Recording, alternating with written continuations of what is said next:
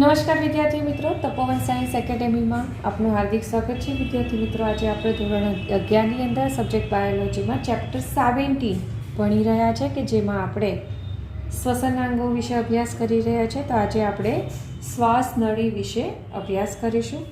તો શ્વાસ નળી કેવી હોય છે? તો એક સીધી નળી છે. કેવી છે? તો શ્વાસ નળી એ સીધી નળી છે. ત્યારબાદ શ્વાસ નળી ક્યાં સુધી લંબાયેલી હોય છે? તો ઉર્સીય ગુહાના મધ્ય ભાગ સુધી શ્વાસ નળી લંબાયેલી હોય છે. એટલે કે ઉર્સીય ગુહા એટલે કે આપણા છાતી, બરાબર? તો આપણી છાતીમાં આવેલી જે ખાલી જગ્યા એટલે કે ગુહા છે, તો એને ઉર્સીય ગુહા કહેવામાં આવે છે. તો એ ઉર્સીય ગુહાના મધ્ય ભાગ સુધી આ શ્વાસ નળી લંબાયેલી હોય છે. ત્યારબાદ પાંચમી ઉર્સીય કશેરુકાના સ્થાને જમણી અને ડાબી એમ પ્રાથમિક શ્વાસ વાહિનીમાં વિભાજિત થાય છે. તો જ્યારે તમે અસ્થિ રિલેટેડ ચેપ્ટર ભણશો ત્યારે આ કશેરુકા કોને કહેવાય, બરાબર? એ બધી વસ્તુ તમે ભણશો. હમણાં ફક્ત નામ યાદ રાખો કે 5મા નંબરની જે ઉર્સીય કશેરુકા છે, તો એ 5મા નંબરની ઉર્સીય કશેરુકાની સ્થાને જે શ્વાસ નળી છે, તો શ્વાસ નળી જમણા અને ડાબા એમ પ્રાથમિક શ્વાસ વાહિનીમાં વિભાજિત થાય છે. એટલે કે જો તમને અહીંયા આકૃતિ ડ્રો કરીને બતાવો તો આ શ્વાસ નળી છે, રાઈટ? તો આ જે શ્વાસ નળી છે એ જેમ 5મી ઉર્સીય કશેરુકા પાસે આવે તો એ આવી રીતે જમણા અને ડાબા પ્રાથમિક શ્વાસ વાહિનીમાં વિભાજિત થાય છે. કેવા? તો જમણા અને ડાબા એમ પ્રાથમિક શ્વાસ વાહિનીમાં વિભાજિત થાય છે. ત્યારબાદ આ જે જમણી શ્વાસ વાહિની છે તે જમણા ફેફસામાં દાખલ થશે અને ડાબી શ્વાસ વાહિની છે, ધારો કે આ જમણી શ્વાસ વાહિની છે, તો એ જમણા ફેફસામાં દાખલ થશે અને આ ડાબી પ્રાથમિક શ્વાસ વાહિની છે, તો એ ડાબા ફેફસામાં દાખલ થાય છે. ત્યારબાદ આ જે પ્રાથમિક શ્વાસ વાહિની ફેફસામાં પ્રવેશે તો ફેફસામાં પ્રવેશતા પાછી એ વિભાજિત થાય છે, બરાબર? તો આ પ્રાથમિક શ્વાસ વાહિની ફેફસામાં પ્રવેશીને શું થશે? પાછી વિભાજિત થાય. તો એ પાછી વિભાજિત થાય તો એને દ્વિતીય શ્વાસ વાહિની કહેવામાં આવે છે. હવે આ જે દ્વિતીય શ્વાસ વાહિની છે તે પાછી આગળ જઈને આવી રીતે વારંવાર વિભાજિત થાય. તો હવે એને આ જે પાછી વિભાજિત થઈ તો એને હવે શું કહીશું? તો એને તૃતીય શ્વાસ વાહિની કહીશું. ત્યારબાદ આ જે તૃતીય શ્વાસ વાહિની છે એ પાછી વિભાજિત થશે, તો એને આપણે શું કહીશું? તેને આપણે કહીશું શ્વાસ વાહિકા. હવે આ શ્વાસ વાહિકાઓ છે તે પાછી નાની નાની નલિકાઓમાં વિભાજિત થશે. તો જે નાની નાની નલિકાઓમાં વિભાજિત થશે તો હવે આપણે આને કહીશું અંત્ય શ્વાસ વાહિકા. તો આવી રીતે શ્વાસ નળી જેમ ઉર્સીય ગુહાના મધ્ય સ્થાને આવે, 5મી ઉર્સીય કશેરુકા પાસે આવે, તેમ એ જમણા અને ડાબા પ્રાથમિક શ્વાસ વાહિનીમાં વિભાજિત થશે. ત્યારબાદ જમણી પ્રાથમિક શ્વાસ વાહિની જમણા ફેફસામાં, ડાબી શ્વાસ વાહિની ડાબા ફેફસામાં પ્રવેશે છે. ત્યારબાદ પ્રાથમિક શ્વાસ વાહિની પાછી ફેફસામાં વિભાજિત થશે, જેને દ્વિતીય કહેવાય. દ્વિતીય પાછી વિભાજિત થાય તો એને તૃતીય, તૃતીય પાછી વિભાજિત થાય તો અહીંયા જો શબ્દ કયો છે? શ્વાસ વાહિકા. અને શ્વાસ વાહિકા અંતે નલિકાઓમાં વિભાજિત થાય તો એને અંત્ય શ્વાસ વાહિકા કહેવામાં આવે છે. અને આ જે અંત્ય શ્વાસ વાહિકા છે તે ક્યાં ખુલે? તો ફેફસામાં આવેલા જે વાયુકોષ્ઠ છે, બરાબર? ફેફસામાં આવેલા જે વાયુકોષ્ઠ છે તો એ વાયુકોષ્ઠમાં ખુલે છે, બરાબર? શેમાં ખુલશે? તે ફેફસામાં આવેલા વાયુકોષ્ઠમાં ખુલે છે. તો આવી રીતે દરેક ફેફસા એટલે કે ડાબો ફેફસા, જમણા ફેફસામાં લાખોની સંખ્યામાં વાયુકોષ્ઠ આવેલા હોય છે. ને આવી રીતે આ બધા શ્વાસ નળી છે, આવી રીતે પ્રાથમિક શ્વાસ વાહિની, દ્વિતીય, તૃતીય શ્વાસ વાહિકા અને અંત્ય શ્વાસ વાહિકા ભેગા મળીને એક શ્વાસ વાહિની વૃક્ષની રચના કરે છે. શેની રચના કરે છે? તો શ્વાસ વાહિની વૃક્ષની રચના કરે છે. તો અહીંયા તમને જે સમજાવેલું છે એ જ બધું અહીંયા લખાણમાં છે. તો આવી રીતે શ્વાસ વાહિની, શ્વાસ વાહિકાઓનો આ જે શાખિત જાડું છે વાયુકોષ્ઠો ભેગા મળીને ફેફસાની રચના કરે છે. શેની રચના કરે છે? તો ફેફસાની રચના કરે છે. આ જે એક્સ્ટ્રા નોટ છે એ તમારે લખી દેવાનું કે પ્રાથમિક શ્વાસ વાહિની, દ્વિતીય શ્વાસ વાહિની, તૃતીય શ્વાસ વાહિની અને શ્વાસ વાહિકા તેમજ અંત્ય શ્વાસ વાહિકાથી આ જે આખી રચના બને છે, અહીંયાથી શરૂઆત કરીને બરાબર અહીંયા સુધીની રચના, આ જે અંત્ય શ્વાસ વાહિકા સુધીની રચના, પ્રાથમિક શ્વાસ વાહિની, દ્વિતીય શ્વાસ વાહિની, તૃતીય શ્વાસ વાહિની, શ્વાસ વાહિકા અને અંત્ય શ્વાસ વાહિકાથી રચાતી જે રચના છે તેને સામાન્ય રીતે શ્વાસ વાહિની વૃક્ષ કહેવામાં આવે છે. શું કહેવામાં આવે છે? તો એને શ્વાસ વાહિની વૃક્ષ કહેવામાં આવે છે. તો આવી રીતે તમારે આ વસ્તુ ધ્યાનમાં રાખવાની. તેમજ આ જે વાયુકોષ્ઠ છે ને, તો વાયુકોષ્ઠની ફરતે રુધિર કેશિકાઓનું જાળું આવેલું હોય છે. શું આવેલું હોય? તો વાયુકોષ્ઠની ફરતે રુધિર કેશિકાઓનું જાળું આવેલ છે. તો આ વાયુકોષ છે જેમની ફરતે આવી રીતે રુધિર કેશિકાઓનું જાળું આવેલું છે. તો અહીંયા O2 ને CO2 ની આપલે થશે ને, જે ઓક્સિજન આવશે તો ઓક્સિજન વાયુકોષ થ્રુ બ્લડમાં જશે અને બ્લડમાંથી CO2 છે તે વાયુકોષ્ઠમાંથી શ્વાસ નળી અને શ્વાસ વળીમાંથી આપણા નાક દ્વારા CO2 બહાર આવે છે. સમજીશું આ વસ્તુ ડિટેલમાં, તો થોડું ઘણું તમને કહી દીધું.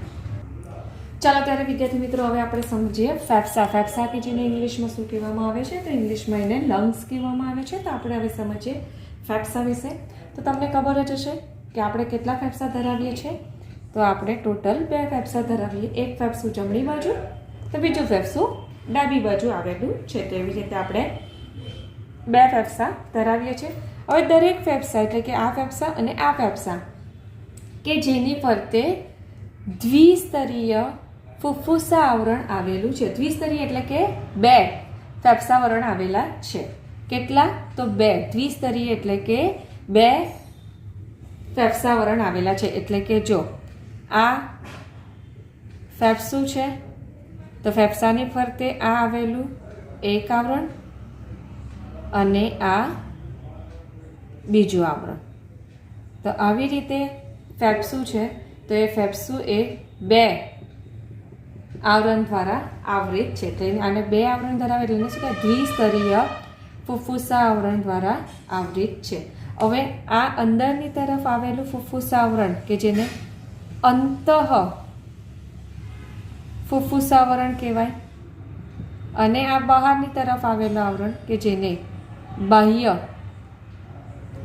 ફુફ્ફુસા આવરણ કહેવામાં આવે છે. બરાબર?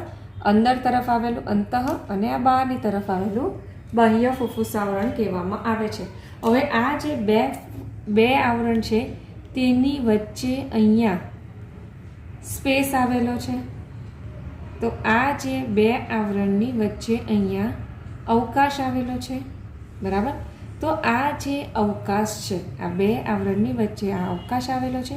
તો આ અવકાશ જે છે તે પ્રવાહીથી ભરાયેલો હોય છે. તે પ્રવાહીને શું કહેવામાં આવે? તો એને ફુફ્ફુસા વરણ જળ કહેવામાં આવે છે. એને શું કહેવામાં આવે? તો આ જો મેં બ્લેક કલરથી કમ્પ્લીટ ફિલ કરી દીધેલું છે પ્રવાહી, તો એને ફુફ્ફુસા આવરણ જળ કહેવામાં આવે છે. અને આ જે પ્રવાહી છે તે એક પ્રકારનું ઘર્ષણ નિરોધક તરીકે વર્તે છે. એટલે કે ફેફસાની સપાટીનું ઘર્ષણ ઘટાડે છે. શું કરે છે? તો આ પ્રવાહી જે છે તે ફેફસાની સપાટીનું ઘર્ષણ ઘટાડે છે. કેમ? હવે તમને એમ થાય ફેફસાને કેવી રીતે ઘર્ષણ લાગવાનું? તો ફેફસા જેમાં વાયુકોષ્ઠ આવે છે તો વાયુકોષ્ઠ ફૂલે તો ફેફસાનું કદ વધે છે, વાયુકોષ્ઠોમાંથી હવા બહાર નીકળી જાય તો ફેફસાનું કદ ઘટે છે. તો આવી રીતે સતત ફેફસાના કદમાં જ્યારે પણ આપણે શ્વાસોશ્વાસની ક્રિયા કરીએ છીએ તો એના કદમાં ફેરફાર થતો રહે છે. તો પરિણામે એને ઘર્ષણની સામે રક્ષણ આપવા માટે આવી રીતે બે ફુફ્ફુસ આવરણ છે તેની વચ્ચે અવકાશમાં જળ આવેલું છે. હવે આ જે બાહ્ય ફુફ્ફુસ આવરણ છે તો બાહ્ય ફુફ્ફુસ આવરણ જે છે તે ઉર્સીય સપાટીના સંપર્કમાં એટલે કે ઉર્સીય ગુહાના સંપર્કમાં હોય છે. એટલે કે આપણે જે ફેફસા સિવાયનો ઉર્સીય ભાગ છે, બરાબર. હવે આ ફેફસા છે તો આ ફેફસા સિવાયનો જે ઉરસ પ્રદેશ છે તેને શું કહેવાય? તો એને ઉર્સીય સપાટી કહેવામાં આવે છે. તો આવી રીતે હવે આપણો આ ધારો કે ઉરસ પ્રદેશ છે, આપણો શું છે? આ ઉરસ પ્રદેશ કે જેમાં આવી રીતે ફેફસા ગોઠવાયેલા છે. તો આ જે સાઈડનો ભાગ છે તેને શું કહેવાય? તો ઉર્સીય ગુહા કહેવામાં આવે છે. તો આ જે બાહ્ય ફુફ્ફુસ આવરણ છે તે આવી રીતે આ ઉર્સીય ગુહાના સંપર્કમાં હોય છે, જ્યારે આ અંતઃ ફુફ્ફુસાવરણનું સ્તર છે કે જે ફેફસાની સપાટીના સંપર્કમાં છે. બાહ્ય આવી રીતે ઉર્સીય ગુહાના સંપર્કમાં, જ્યારે અંતઃ જે છે તે ફેફસાની સપાટીના સંપર્કમાં છે. હવે આપણે જો ફેફસાની અંતસ્થ રચના જોઈએ ને તો એની અંતસ્થ રચનાની દ્રષ્ટિએ એ ખૂબ જ હવાચુસ્ત ખંડ છે. હવાચુસ્ત એટલે કે કોઈ પણ ખાલી ગેપ તમને જોવા મળશે નહીં. આ લંગ્સ છે તો એ લંગ્સની અંદર તમને એક પણ ખાલી ગેપ જોવા મળશે નહીં, બરાબર. હવે ફેફસા ક્યાં સ્થાન પામેલા છે? તો ફેફસા જે છે તે ઉર્સીય ગુહામાં સ્થાન પામેલા છે. તો તમને કીધું તેમ, બરાબર. હવે આ લૂછી કાઢું તો તમને હવે ખ્યાલ આવે. હવે ધારો કે આ મનુષ્ય છે, માની લેવાનું હો, એટલી પરફેક્ટ આકૃતિ દોરવાનો ટાઈમ નહીં રહેશે, નહીં તો શું થાય? બહુ ટાઈમ નીકળી જશે. આ ઉર્સીય ગુહા છે તો આ ઉર્સીય ગુહામાં આવી રીતે ફેફસા જે છે તે ગોઠવાયેલા હોય છે. બીજી મહત્વની બાબત એ છે કે ઉર્સીય ગુહા છે તો ઉર્સીય ગુહાની આ ફેફસા છે તો ફેફસા છે કે જેની પૃષ્ઠ બાજુ કરોસ્ટમ દ્વારા ઘેરાયેલું છે. પૃષ્ઠ બાજુ એટલે તમે આપણું ઇમેજ કરો બોડીને, તો આ જે ઉર્સીય ગુહા છે તો એની પૃષ્ઠ બાજુએ આપણે જોઈએ તો કરોડ સ્તંભ આવેલું છે ને, તો આપણી પાછળની બાજુએ શું આવેલું છે? કરોડ સ્તંભ આવેલું છે. હવે તમે છાતીના ભાગમાં આગળ જો ટચ કરો તો તમને ઉરસ્થી એટલે કે હાડકું દેખાય, હાડકું ફીલ થશે. એ હાડકું એને શું કહેવાય? તો એને ઉરોસ્થી કહેવામાં આવે છે. તો આવી રીતે ફેફસા પૃષ્ઠ બાજુએ કરોડ સ્તંભ દ્વારા ઘેરાયેલા છે, વક્ષ બાજુ એટલે કે આગળની બાજુએ ઉરોસ્થી દ્વારા, બરાબર. ત્યારબાદ પાર્શ્વ બાજુ એટલે કે સાઈડથી, તો સાઈડમાં શું આવેલું હોય? તો પાસડી દ્વારા. તમે ટચ કરી જોજો સાઈડ પર, તમને પાસડી ટચ થશે. તો આવી રીતે પાર્શ્વ બાજુએ પાસળીઓ દ્વારા અને નીચેની બાજુએ ઘુમટ આકારના ઉરોદર પટલ આવેલું હોય છે. તો અહીંયા નીચે અહીંયા જે ઘુમટ આકારનું છે તો આને શું કહેવામાં આવે? ઉરોદર પટલ આવેલું છે. તો આવી રીતે ફેફસું જે છે તે ફેફસા છે કે જેની પૃષ્ઠ બાજુએ કરોડ સ્તંભ, વક્ષ બાજુએ ઉરોસ્થી, પાર્શ્વ બાજુએ અહીંયા પાસળીઓ દોરેલી છે. આ શું છે? તો આ પાસળી છે, બરાબર. તો પાસળીના કપાયેલા છેડા છે. તો પાર્શ્વ બાજુએ પાસળી અને નીચેની બાજુએ આવી રીતે ઘુમટ આકારનું ઉરોદર પટલ આવેલું છે. અથવા તો તમે એવી રીતે બી કહી શકો કે ઉર્સીય ગુહા શેની બનેલી છે? તો ઉર્સીય ગુહાની પૃષ્ઠ બાજુએ કરોડ સ્તંભ દ્વારા, વક્ષ બાજુએ ઉરોસ્થી દ્વારા, પાર્શ્વ બાજુએ પાસળીઓ દ્વારા અને નીચેની બાજુએ આવી રીતે ઉરોદર પટલ દ્વારા બનેલ છે કે જેની વચ્ચે આવી રીતે ફેફસા ગોઠવાયેલા છે. શું ગોઠવાયેલા છે? તો ફેફસા ગોઠવાયેલા છે. તો જ્યારે બી તમને ફેફસા વિશે લખવાનું કે તો આ ડાયાગ્રામ તમારે દોરી દેવાનું અને તમારે આટલી વસ્તુ ફેફસામાં લખી દેવાનું, બરાબર. આટલી વસ્તુ શું કરવાનું? તો તમારે ફેફસામાં લખી દેવાનું. ચાલો ત્યારે તમારા ચોપડીમાં તમને ફેફસા જે વિશે તમને ભણાવ્યું તેમાં એ થોડું અલગ અલગ આપેલું છે. એના વચ્ચે આ એક પેરેગ્રાફ આવી જાય છે, પણ આ પેરેગ્રાફ એ તમારે ફેફસાની રચનામાં લખવાનો નથી. બરાબર? તો આ જે પેરેગ્રાફ છે તે તમારે 1 માર્કના ક્વેશ્ચન માટે ઇમ્પોર્ટન્ટ છે. બાકી ફેફસાની રચનામાં જે મેં તમને લખેલું હતું એટલી જ વસ્તુ લખવાની અને આકૃતિ દોરવાની. હવે આપણે શ્વસન પથ જોઈએ. શ્વસન પથમાં શું થાય કે બાહ્ય નાસિકા છિદ્રોથી જે શરૂ થતો ભાગ અંત્ય શ્વાસ વાહિકા સુધી સંવહન ભાગ બનાવે છે. તો આપણે જે શ્વસન પથ વિશે ભણીએ ને તો એમાં 2 પ્રકારના ભાગ બને છે. એક તો સંવહન ભાગ બને છે અને બીજો વાયુ વિનિમયનો ભાગ બને છે. તો સંવહન ભાગ એટલે શું કહેવાય? તો સંવહન ભાગ એટલે પહેલાં એ સમજાય જાય કે વાતાવરણની જે હવા છે તે ફેફસા સુધી લઈ જાય તો એ વાયુઓનું જે વહન થાય છે તો એને સંવહન ભાગ કહેવામાં આવે છે. જેવી રીતે બાહ્ય નાસિકા એટલે કે આપણે જે 2 છિદ્ર જોઈએ છે ને તેને બાહ્ય નાસિકા છિદ્ર કહેવાય. તો બાહ્ય નાસિકા છિદ્રથી હવાની જે શરૂઆત થાય છે તે ક્યાં જશે? કંઠનળીમાંથી સ્વરપેટી, સ્વરપેટીમાંથી શ્વાસનળી, શ્વાસનળીમાંથી પ્રાથમિકમાંથી દ્વિતીય, દ્વિતીયમાંથી તૃતીય, તૃતીયમાંથી શ્વાસવાહિકા અને શ્વાસવાહિકામાંથી વાયુનું વહન અંત્ય શ્વાસવાહિકા સુધી થાય છે તો એને સંવહન ભાગ કહેવામાં આવે છે. એટલે કે અહીંયા નાકથી શરૂઆત કરીને અંત્ય શ્વાસવાહિકા સુધી જે વાયુનું વહન થાય તો એને સંવહન ભાગ કહેવામાં આવે છે. બરાબર? સંવહન એટલે ફક્ત વાયુનું વહન કરે છે, એના સિવાય બીજું કંઈ પણ વસ્તુ કરતી નથી. કંઈ પણ વસ્તુ એટલે મતલબ કે વાયુઓની આપલે અંત્ય શ્વાસવાહિકા સુધી થતી નથી. ખાસ ધ્યાન રાખજો. અને સંવહન ભાગ એટલે જ કીધેલું છે કે એ ફક્ત વાયુનું વહન કરે છે. વાતાવરણમાંથી જે હવા શરીરની અંદર લે છે તો એનું અંત્ય શ્વાસવાહિકા સુધી વહન થાય છે. કોઈ પણ પ્રકારનું O2 CO2ની આપલે અહીંયાથી શરૂ કરીને અહીંયા સુધી કોઈ પણ પ્રકારની આપલે થતી નથી. એટલે એને અહીંયા સંવહન ભાગ કીધું છે. જ્યારે વાયુકોષ્ઠ અને તેની નલિકાઓ એટલે કે વાયુકોષ્ઠની નલિકાઓ એ શ્વસન તંત્રનો શ્વસન અને અથવા તો એને વાયુ વિનિમયનો ભાગ કહેવામાં આવે છે. કેમ? કારણ કે આ જે વાયુકોષ્ઠ અને વાયુકોષ્ઠની જે નલિકાઓ છે તેમાં એક્ઝેક્ટલી શ્વસનની પ્રક્રિયા થાય છે. શ્વસનની પ્રક્રિયા એટલે કે O2 અને CO2ની આપલે થાય છે. જ્યારે પણ આપણે શ્વાસ લઈએ છીએ ત્યારે શું થશે? ઓક્સિજન શરીરની અંદર જાય છે તો વાયુકોષ્ઠ રુધિરને ઓક્સિજન આપી દેશે અને રુધિરમાંથી CO2 વાયુકોષ્ઠમાં લઈ લેશે અને વાયુકોષ્ઠથી CO2 જે છે તે પાછું નાક દ્વારા બહાર નીકળી જાય છે. તો O2 અને CO2ની આપલેની જે પ્રક્રિયા છે ક્યાં થશે?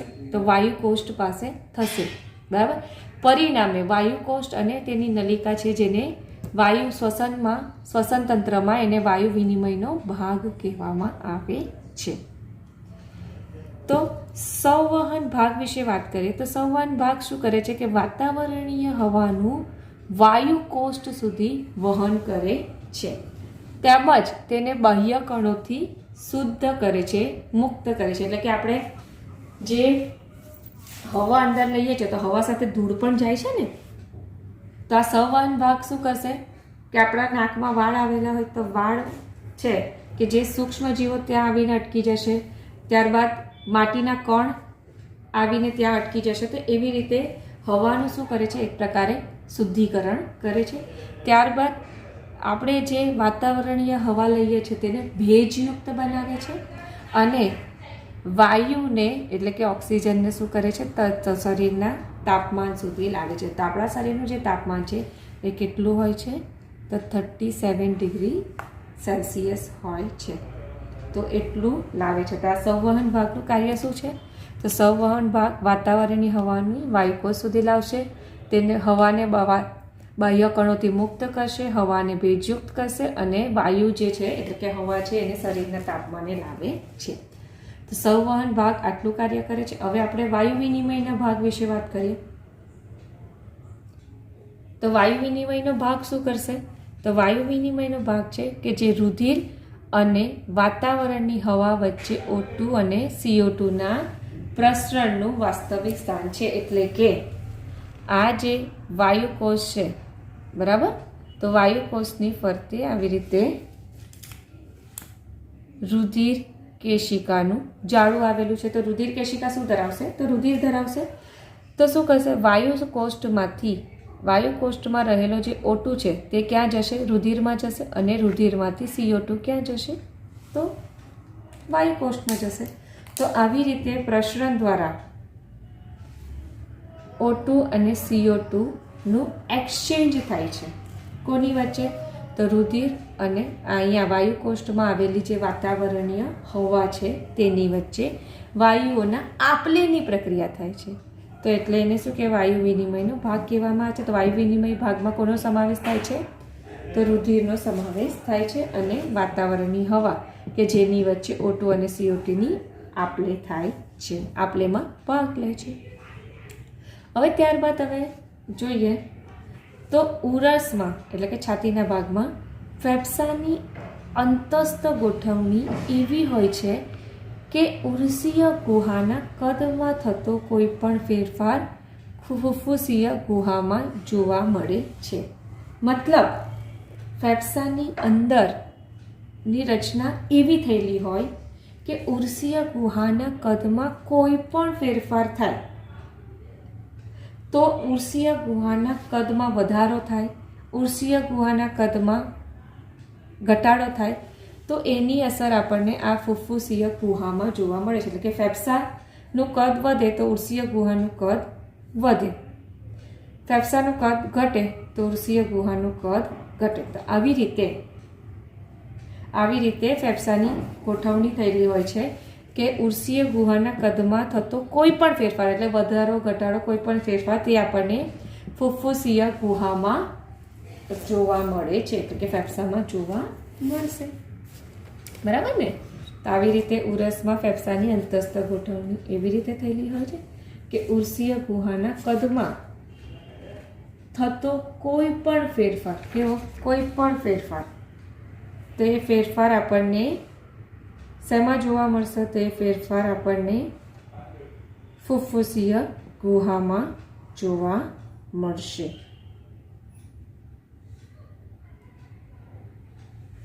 ત્યારબાદ આ પ્રકારની જે ગોઠવણી થયેલી હોય છે તે ગોઠવણી આપણને શ્વાસોશ્વાસ માટે એકદમ જ જરૂરી છે. એટલે કે ફેફસાની આ જે ગોઠવણી છે ઉર્સીય ગુહામાં તે આપણને શ્વાસોશ્વાસની ક્રિયા માટે ખૂબ જ જરૂરી છે. બરાબર? કારણ કે આપણે ફેફસા છે તો ફેફસામાં કોઈ પણ પ્રકારના સીધા ફેરફાર કરી શકતા નથી. આપણે ફેફસામાં આપણે ડાયરેક્ટ કોઈ પણ ફેરફાર કરી શકતા નથી. યાદ રાખજો. તો આટલી વસ્તુ તમારે 1 માર્ક માટે કરવાની. વિદ્યાર્થી મિત્રો, હવે તમારી ચોપડી છે તો ચોપડીમાં આવું હેડિંગ આપેલું છે કે શ્વસનમાં નીચેના તબક્કા સમાવિષ્ટ છે. એટલે કે શ્વસનની પ્રક્રિયા જાય છે કે જેમાં નીચેના તબક્કાઓ છે તેનો સમાવેશ થાય છે. તો તમારે આ ક્વેશ્ચન જે છે તે 2 માર્કમાં પૂછાઈ શકે. કેટલા માર્કમાં? તો 2 માર્કમાં તમને પૂછાઈ શકે. તો હવે જોઈએ તો શ્વાસોશ્વાસ દ્વારા શું થશે? પહેલાં સ્ટેપ બાય સ્ટેપ સમજીએ કે શ્વાસોશ્વાસ દ્વારા વાતાવરણની હવા અંદર દાખલ થાય છે અને CO2 સભર વાયુકોષ્ઠોની હવા બહાર મુક્ત થાય છે. મતલબ કે જ્યારે આપણે શ્વાસની પ્રક્રિયા કરીએ છીએ એટલે કે વાતાવરણની હવા નાક દ્વારા શરીરની અંદર લઈએ છીએ તો એ અંદર દાખલ થાય છે. બરાબર? અને જ્યારે પણ ઉચ્છ્વાસની પ્રક્રિયા થશે ત્યારે શું થશે? તો વાયુકોષ્ઠમાંથી જે CO2 વાળી જે હવા છે તે એ બહાર મુક્ત થશે. બરાબર? ઓક્સિજનવાળી હવા શું થશે? બરાબર? વાતાવરણની હવા એટલે કે ઓક્સિજનયુક્ત હવા શ્વાસોશ્વાસની પ્રક્રિયા દ્વારા અંદર દાખલ થશે અને CO2 વાળી હવા જે છે તે બહાર મુક્ત થાય છે. તો અહીંયા તમને શ્વાસોશ્વાસની પ્રક્રિયાનું વર્ણન કરેલું છે. કે શ્વાસની પ્રક્રિયા દ્વારા હવા અંદર દાખલ થશે અને ઉચ્છ્વાસની પ્રક્રિયા દ્વારા CO2 થી ભરેલી હવા જે છે તે વાયુકોષ્ઠમાંથી બહાર મુક્ત થાય છે, એટલે કે વાયુકોષ્ઠમાંથી નાક દ્વારા બહાર મુક્ત થશે. તો આવી રીતે વાયુઓનું પ્રસરણ વાયુકોષની સમગ્ર સપાટી દ્વારા થાય છે. વાયુકોષનું પ્રસરણ એટલે કે O2 અને CO2ની જે આપ-લેની પ્રક્રિયા છે તો એ ક્યાં થશે? તો વાયુકોષની સપાટી પર થાય છે. તો એ કેવી રીતે થશે ને એ ડિટેલમાં આપણે આ ચેપ્ટરમાં ભણવાના છીએ. હવે જોઈએ તો વાયુઓનું વહન રુધિર દ્વારા થાય છે. વાયુઓનું વહન એટલે કે O2 અને CO2, બરાબર. તો O2નું વહન રુધિર દ્વારા થાય છે ને, કારણ કે વાયુકોષ્ઠમાંથી ઓક્સિજન છે એ ક્યાં જશે? તો રુધિરમાં જશે અને શરીરના જુદા જુદા કોષો સુધી ઓક્સિજનને પહોંચાડે છે. પછી કોષોમાંથી જે CO2 મુક્ત થયેલું છે ને એ ફરી પાછું રુધિરમાં આવશે અને રુધિરમાંથી વાયુકોષ્ઠમાં આવશે અને વાયુકોષ્ઠમાંથી બહાર મુક્ત થઈ જશે. તો આવી રીતે વાયુઓ છે તો વાયુઓનું વહન રુધિર દ્વારા થાય છે. ત્યારબાદ O2 અને CO2નું પ્રસરણ રુધિર અને પેશીઓ વચ્ચે થાય છે. મતલબ શું થશે? હવે ધારો કે આ પેશી છે તો શું થશે? પેશીમાંથી CO2 જે મુક્ત થાય છે ને તે મુક્ત થયેલો CO2 ક્યાં જશે?